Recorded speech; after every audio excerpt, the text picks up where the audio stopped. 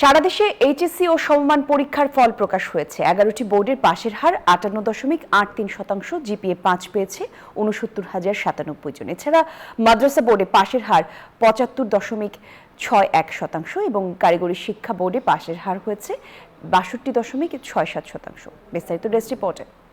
দিনাজপুর শিক্ষা বোর্ডে এবার পাশের হার 57.49% এবং জিপিএ 5 পেয়েছে 6,260 জন।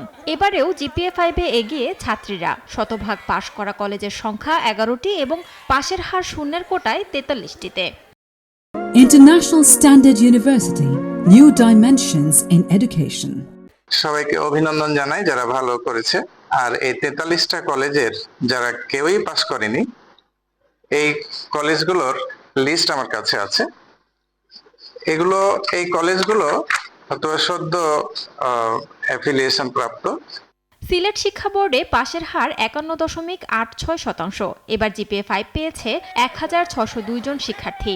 এবছর সিলেট শিক্ষা বোর্ডে শতভাগ ফেল করেছে 4টি প্রতিষ্ঠান। বরিশাল বোর্ডে পাশের হার 62.57%, যার মধ্যে জিপিএ 5 পেয়েছে 1,674 জন শিক্ষার্থী। পাশের হারে বরিশাল শিক্ষা বোর্ড দ্বিতীয় অবস্থানে থাকায় সন্তোষ প্রকাশ করেছেন বোর্ড কর্তৃপক্ষ ও শিক্ষকরা।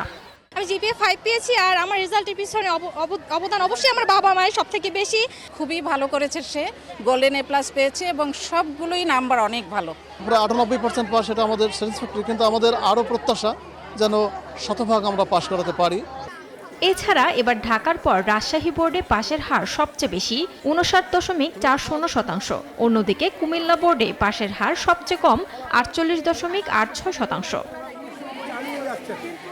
জিপিএ 5 পাওয়া সহ ভালো ফলাফল অর্জনে উচ্ছ্বাস প্রকাশ করেছে শিক্ষার্থীরা। সন্তানের ফলাফলে খুশি অভিভাবকরাও।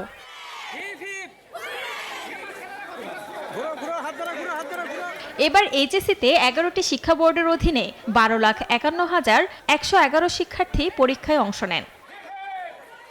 Desk report, news 24।